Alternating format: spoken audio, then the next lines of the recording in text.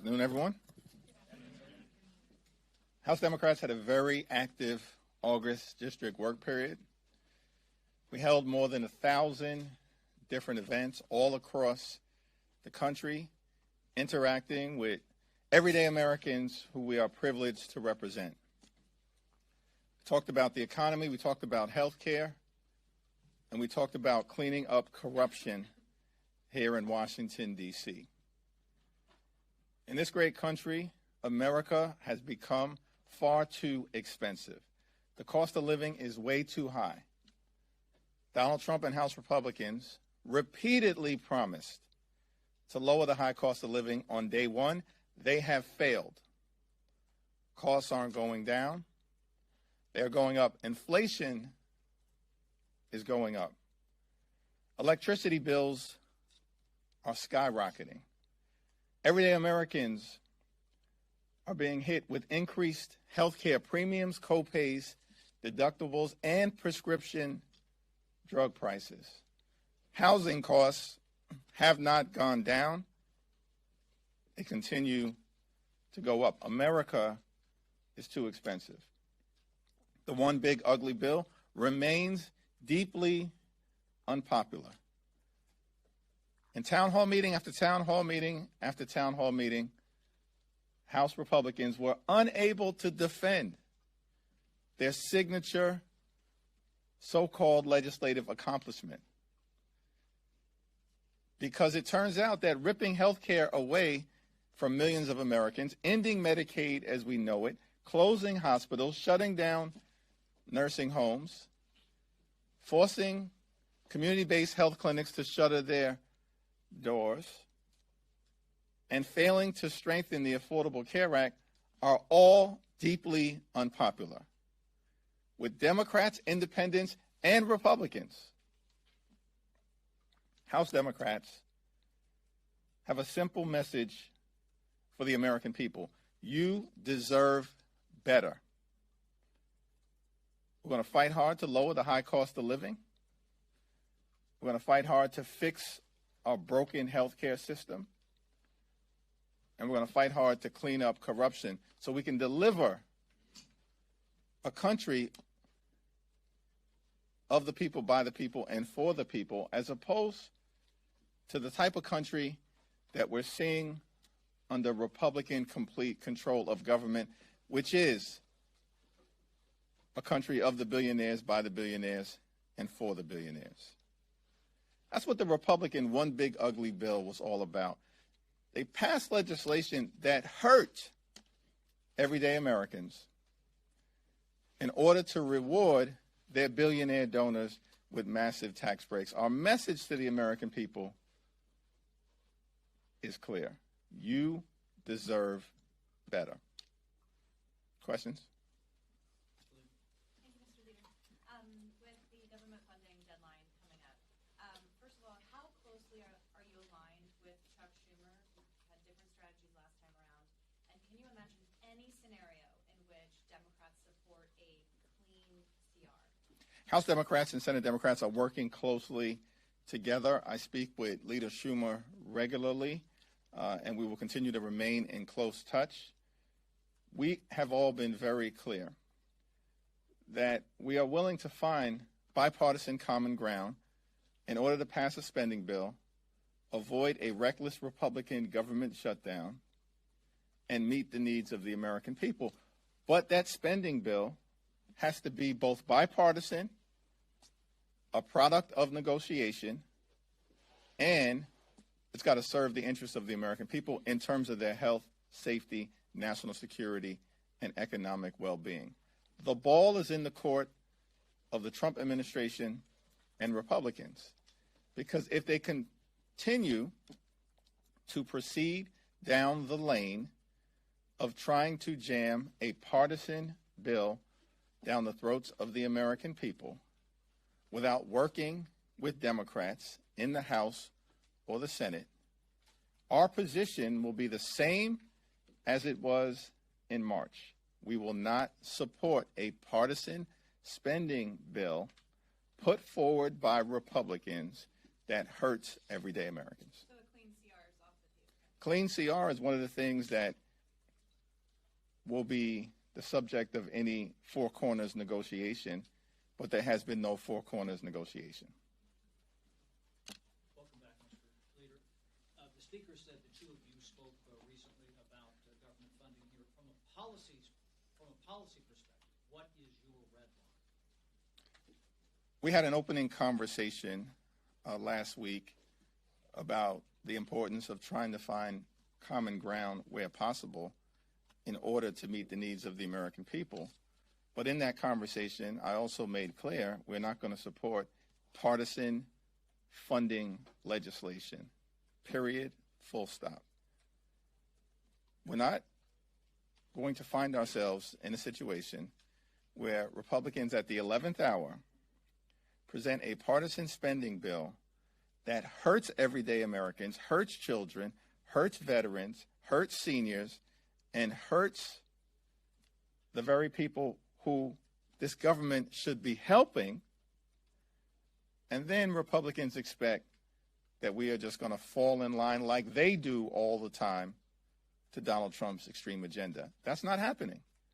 We've been very open and honest about that publicly and in our private conversations.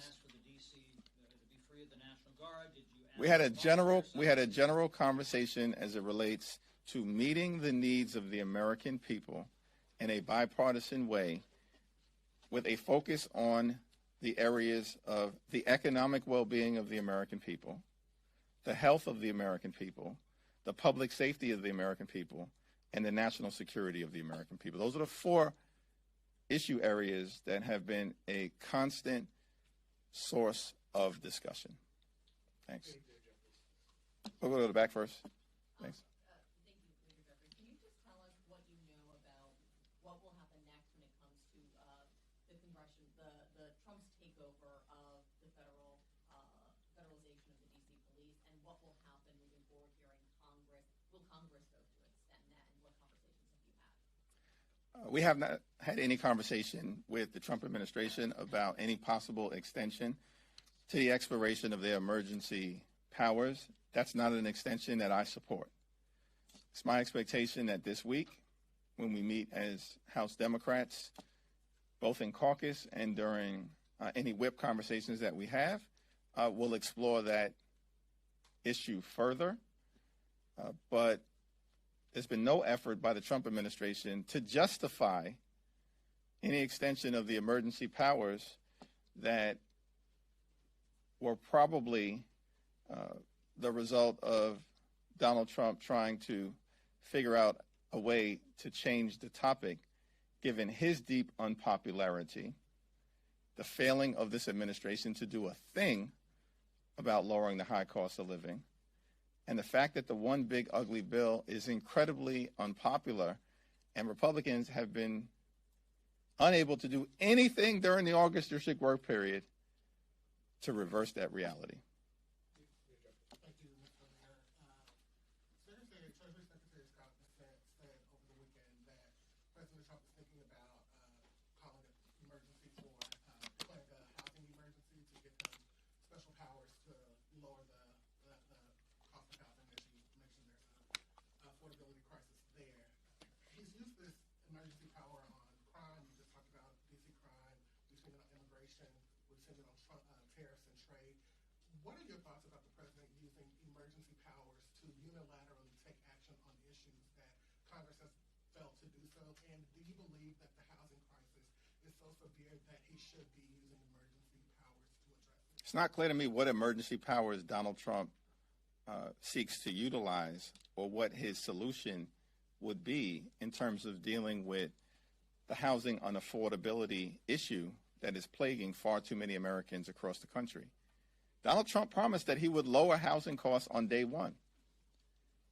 Here's a suggestion for the Trump administration. Try to legislate. And maybe we can find common ground in order to get something done on behalf of the American people. The notion that Donald Trump and the administration would use emergency powers to address a housing crisis that has existed in this country since day one of his administration and he's done nothing about is a joke. And like many of the other efforts at utilizing emergency power, including most recently the effort to use a so-called emergency to justify the Trump tariffs, which are hurting everyday Americans, it will ultimately be struck down in court. That's the reality of how Donald Trump has approached governing during his administration. The American people know it, which is why he remains deeply unpopular at this point in time, and why they are running scared because they have no track record of accomplishment to run on. Manu? Over the recess, you met with Zoran Mamdani. Why was it taking you so long to support him? What do you need to hear from him to get behind the nominee from your party? Stay tuned. Why can't you get, what is it, are you concerned about his politics? Stay tuned. Thanks. Thank you. The election's 2 months away. Several of Jeffrey Epstein's victims are on the Hill today and tomorrow. I'm just curious whether you're meeting with any of them, and if so, what you're trying to communicate to them. I don't have a scheduled meeting with any of the victims, but as House Democrats, we will continue to support the effort to make sure that there is full and complete transparency, that every single wrongdoer is held accountable, and that the Trump administration is forced to stop hiding information from the families of the victims and from the American people. Thanks. Thank you, Leader. Have you had any conversations about, and would you support a ban on members of Congress trading stocks and other financial assets? I've answered that question multiple times, and the answer is yes. Thanks. This is a timely question. Boring, but potentially important. The deadline for government funding falls on a Tuesday after our planned recess. In your discussions and in your way of going about this, especially talking with Speaker Johnson, is it the idea that you need a deal by that week before recess, or are you operating with the September 30th deadline? Because it changes how the negotiations work. Yeah, we are operating with that September 30th deadline. In my view, House Democrats, led by Rosa DeLauro, are ready, willing, and able to find a bipartisan path forward beginning today. And there's more than enough time to reach an agreement that meets the needs of the American people. At the end of the day, Republicans are driving us on a path toward a government shutdown. And that is quite unfortunate because shutdowns hurt the American people. At the same period of time, we are not simply going to sign off on a partisan Republican spending bill that hurts the American people and continues their effort to assault health care in the United States of America. The week prior to the September 30th deadline, I will certainly be here in Washington, D.C. It's the Congressional Black Caucus Foundation annual legislative conference, and we are ready, willing, and able to sit down anytime, any place, to find a bipartisan path forward. Thanks. Congressman Jerry Nadler, in announcing his retirement, referenced the example set with President Joe Biden, and said that other members of Congress, there could be some change, could be good in the caucus. Do you believe that generational change is a good thing for your caucus? I think that generational change has been underway in the House Democratic Caucus for the last several years, and it's something that every caucus member, regardless of which generation they find themselves in, has embraced. It's what the record shows, from leadership to rank and file members to committee positions and at all points in between. Congressman Jerry Nadler is a legend, and I had the opportunity to speak with him yesterday and thanked him for his service, friendship, and mentorship. He's been one of the leading voices for civil liberties, civil rights, and the Constitution in modern American history. And we look forward to continuing to serve with him over the next 16 months and continuing to stand on his broad, legendary shoulders. Four of the members have now said that they will not be taking PAC donations for their campaigns. I'm just wondering if you agree with that. I'm going to continue to raise money in the way that I've been raising money since my arrival in the United States Congress. I'm proud of the fact that the average contribution to my reelection campaign is $28 a person. That's the average contribution. If you want to write about anything, write about that, because it's lower than almost any other member of Congress in the country. And that's the way that I will continue to raise money. In fact, that average contribution of $28 per person is lower than any of the nominees who are running for mayor in New York City. Any of them, based on what was recently disclosed. Thank you, Mr. Leader. You said that you would be opposed to having an extension of the National Guard's presence here. Since the crackdown began, carjackings have dropped 66%, and robberies have dropped 28%, and violent crime 15%. And you've been opposed to this since their presence here began, but are Democrats finding themselves on the wrong side of this issue at all with such reports? They're a bit beneficial. I had a very good conversation with the mayor of the District of Columbia. I'm going to continue to support her position. Every single area of criminal activity that you mentioned was on the way down prior to the arrival of the National Guard. I'm going to continue to personally support the Metropolitan Police Department of the District of Columbia. I'm going to support the Chicago Police Department, the New York Police Department, and police officers who protect and serve all across the country. And if those local police departments conclude that they want some support from the federal government, then I support that effort by those local police departments to partner with the federal government. It's as simple as that. Donald Trump is not going to get away with lecturing anybody about issues of law and order. His administration is the very definition of lawlessness and disorder. He promised to lower costs on day one. You know what he did on day one? He pardoned hundreds of violent felons who brutally beat police officers when attacking the Capitol on January 6th. That's the Donald Trump record. And no matter how much he wants to distract the American people away from what he himself has done, the reality is his administration is the definition of lawlessness and disorder in every possible way. Those are the facts. Back. Thank you, Leader Jeffries. Republicans on and off the Hill have already started talks about a potential second reconciliation bill. Would something like that sour government funding talks further? And have Democrats already begun speaking about how you guys could possibly throw up any roadblocks or oppose that effort somehow? If we're going to go down the road of a second reconciliation bill, here's a suggestion. Cancel the health care cuts and save our hospitals. That should be the focus of a second reconciliation bill. It's something that Democrats will broadly support. Cancel the health care cuts and save our hospitals. Last question. Can I ask you about the pocket rescissions issue?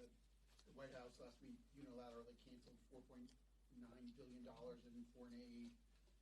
And it doesn't look like Republicans in the Hill are doing anything about it. But even the Senate Republican committee chair, the Appropriations Committee chair, called it an unlawful act. What's your take? Is there anything Democrats can do? I think GAO is the only ones who could sue on it. It's an unlawful act. It's my expectation that a court case will be brought against these so-called pocket rescissions, which undermine the national security interests of the American people. And ultimately, as has been the case over and over and over again throughout the Trump administration, the extremists will lose in federal court. Thank you.